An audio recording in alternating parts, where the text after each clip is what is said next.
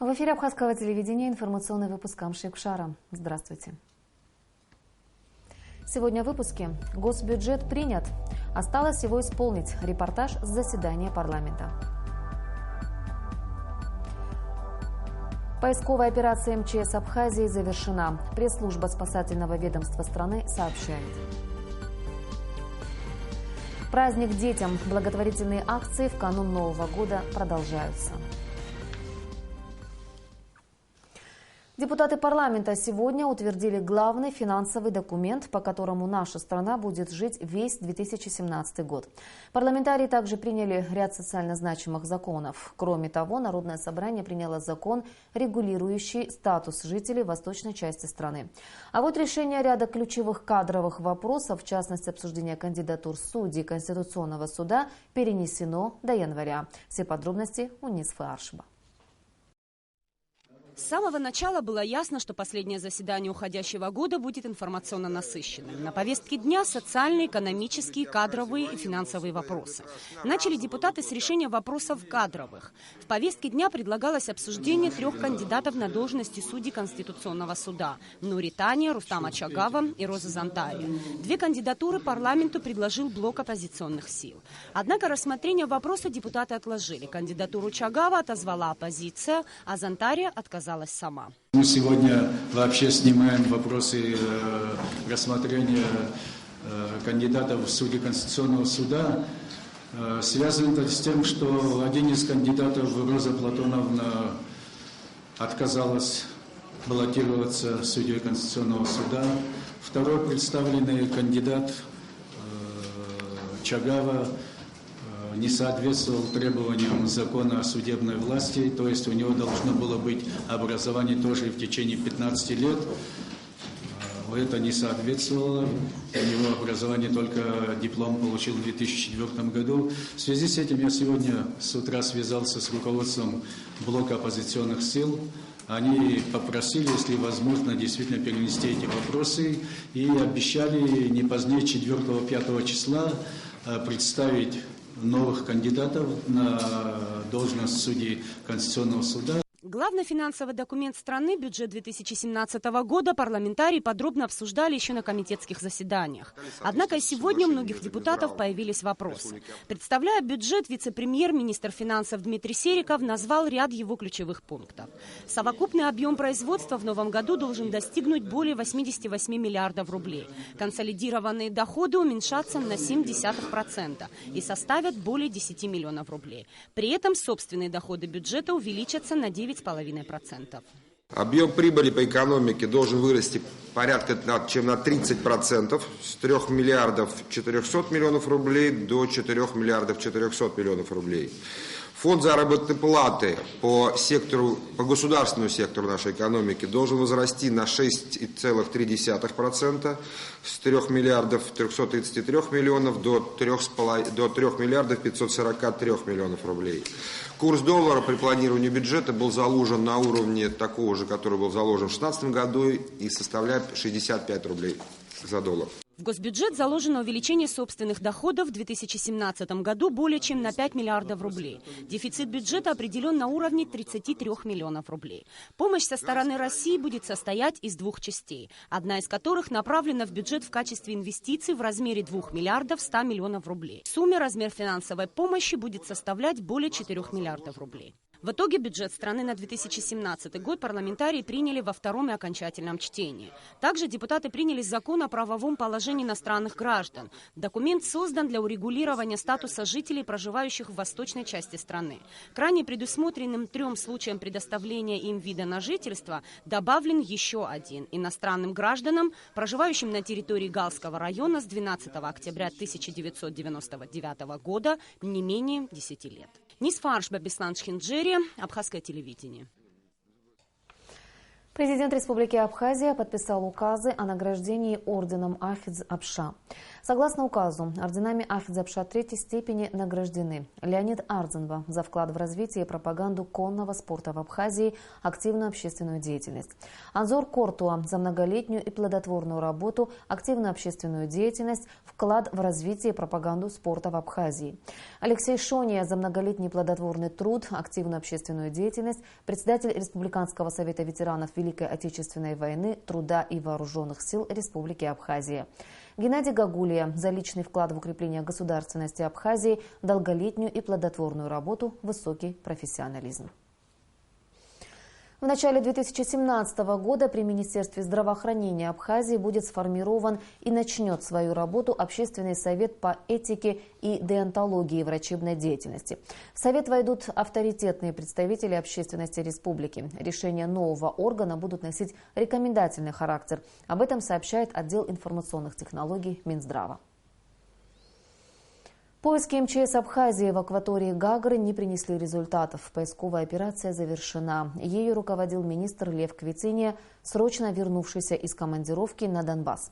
Об этом в материале пресс-службы спасательного ведомства страны. МЧС Абхазии завершает поисковую операцию в районе Гагрской бухты. Около 120 сотрудников спасательного ведомства страны на протяжении 5 суток обследовали территорию площадью в 40 квадратных километров на предмет появления в территориальных водах Абхазии обломков упавшего в районе Сочи самолета Ту-154. В зону поиска была подтянута необходимая спецтехника, развернута полевая кухня. По просьбе наших соотечественников из Сирии к поиску были привлечены и волонтеры, ранее приехавшие из этой республики, но уже живущие в Абхазии. Однако поиски ни к чему не привели. Поисковой операцией на территории Абхазии руководил министр по ЧС Лев Квициния, срочно вернувшийся из Донбасса, куда направилась гуманитарная колонна из Абхазии. Колонна продолжила свой путь по Донбассу. Наши спасатели доставили в Донецк и Луганск питьевую бутилированную воду, фруктовые напитки и цитрусовые в самый канун новогодних праздников. К тому же сотрудники МЧС Абхазии смогли поздравить своих коллег с профессиональным праздником. 26 декабря День спасателя отмечали в Луганске, а 27 декабря своих спасателей чествовали уже в ДНР. От имени министра, от всех коллег, от всех спасателей Абхазии поздравить вас, мужественных, сильных, смелых спасателей, с вашим профессиональным праздником. Вместе с сотрудниками МЧС Абхазии на Донбасс поехали и наши артисты. Шоу-группа из Абхазии пользовалась особой популярностью у зрителей ДНР и ЛНР.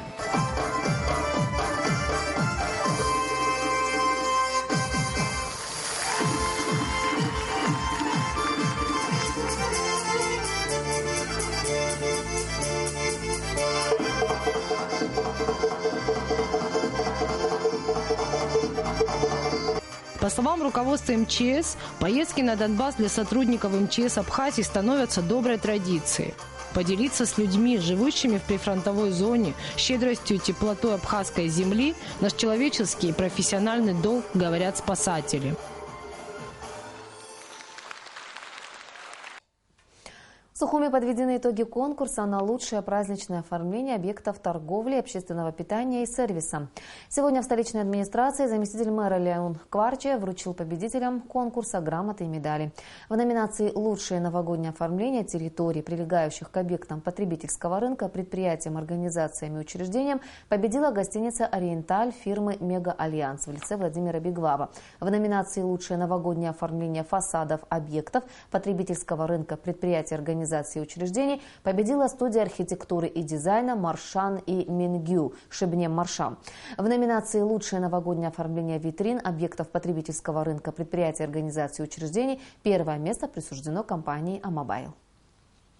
Хочу выразить большую благодарность администрации города за такой приятный сюрприз. Мы не ожидали. Мы старались от души, девочки в офисах со всей душой и ответственностью подошли к этому приятному для нас мероприятию, украшению новогодней атмосферы офисов. Всех с Новым годом и с наступающим Рождеством! Акция «Ассир Хамтас» продолжается. Благодаря сотовой компании «Аквафон» и благотворительной организации «Кераз» сотни детей из многодетных семей в канун Нового года получили долгожданные подарки и другие сюрпризы. А какие, выясняла наша съемочная группа. Репортаж Налы Ковы. Любому человеку иной раз хочется поверить в чудо, особенно в канун Нового года и особенно детям. Современный мир сложен, а порой и жесток, и найти настоящее чудо, казалось бы, задача невыполнимая. Но керазовцы вновь и вновь доказывают, что это возможно, пока есть добрые сердца, готовые прийти на помощь. Месяц назад благотворительная организация «Кераз» учредила новогоднюю акцию под названием «Ассир Хамтас». В рамках акции у более 500 детей из многодетных семей появилась возможность написать Деду Морозу письмо с заветным желанием, которое обязательно сбудется. А поспособствовать этому мог каждый желающий, обратившись в офис организации. Мы продолжаем нашу новогоднюю акцию «Ассир Хамтас», в рамках которой мы раздаем детям подарки, привозим детей на представления в театре, а также оказываем материальную помощь в виде продуктов. Люди, которые хотят сделать подарок к Новому году детям, они приходили к нам в офис, забирали их письма, исполняли их желания. Вот остались у нас подарочки, это дети, которые, я опять-таки говорю, не смогли приехать к нам на представление, мы их сегодня и завтра постараемся развести. Приносили нам люди в течение месяца всего, вот в Чулоу мы не смогли заехать, тоже в смысле не смогли они приехать, Багмаран у нас, Кындык, Атара Абхазская, Моква. Подарить тепло в буквальном смысле. Именно это удалось сделать постоянному партнеру благотворительной организации «Кераз» сотовой компании «Аквафон». Помимо того, что «Аквафон» взял на себя часть писем детей, адресованных Деду Морозу, компании были куплены 50 обогревателей для многодетных семей, а также продукты, мясо, сыр, сладости. Словом, все, что нужно, чтобы встретить Новый год в тепле и уюте.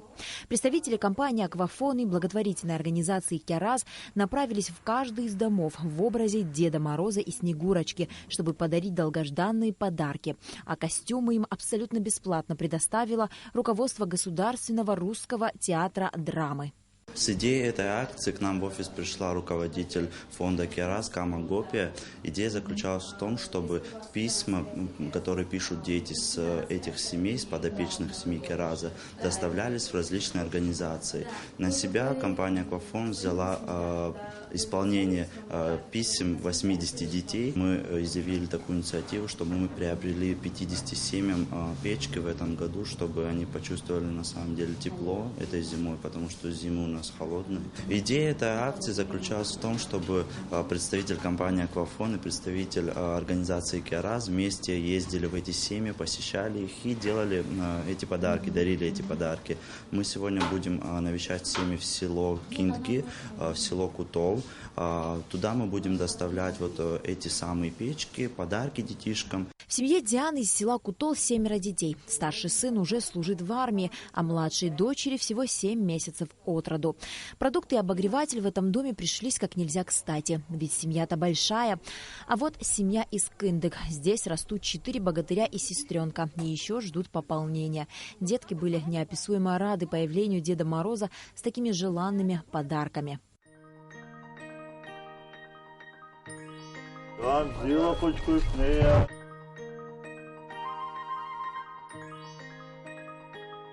Ари, Одиссей.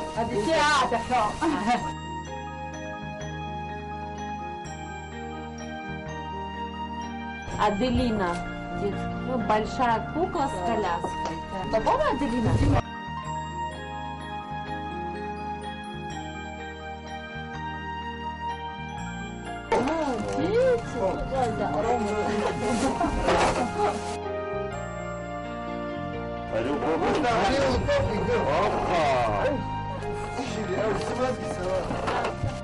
В Новый год, как известно, сбываются мечты, даже самые смелые. Маленьким детям особенно важно верить в чудеса, ведь именно в таком нежном возрасте в человеке зарождается вера в добро, вера, которую он пронесет сквозь всю свою сознательную взрослую жизнь. Благодаря благотворительной организации «Кераз» и сотовой компании «Аквафон» сотни детишек в новом году стали чуточку счастливее.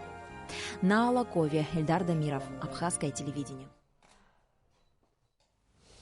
Посмотреть новогодний спектакль и увидеть главную елку страны в Сухум приехали дети младших классов Ткварчалской первой школы. Поездку для ребят организовала торгово-промышленная палата Абхазии. Ребятишек ждал настоящий волшебный праздник и сладкие подарки.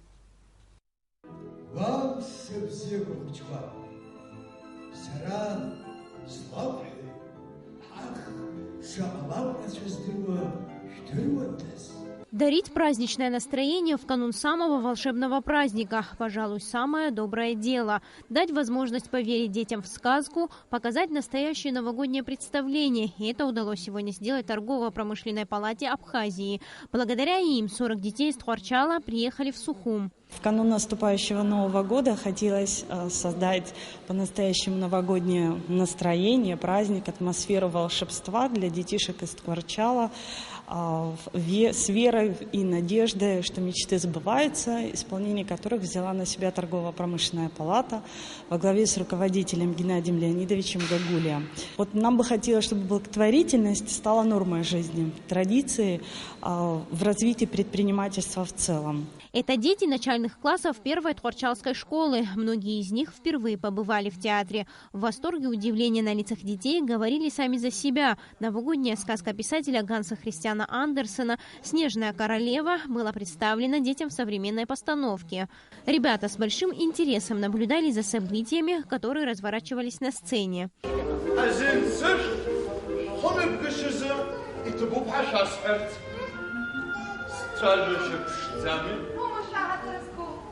На этом праздник для детей не закончился. После спектакля они увидели главную елку страны. Затем праздник для них был продолжен в Кантри Чикен. Школьников здесь встречали пираты. Ребята без всякого стеснения общались с героями, играли в заводные игры, водили хоровод вокруг елки.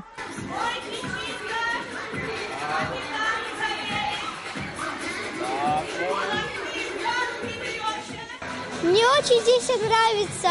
Здесь все такое, что нету нигде. Мы сначала поехали в театр, там очень интересное представление было. Потом мы поехали на праздничную елку, пели песни, пляски, танцевали.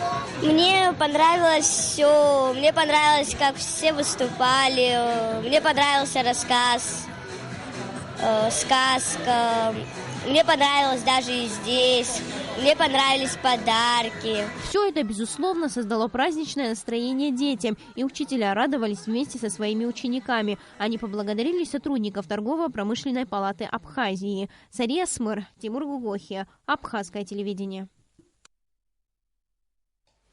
И о погоде.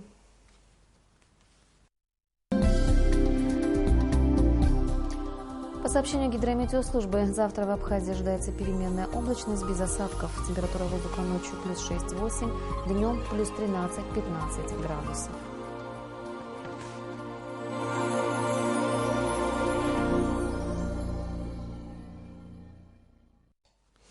Информационный выпуск завершен. Я прощаюсь с вами. До встречи в эфире.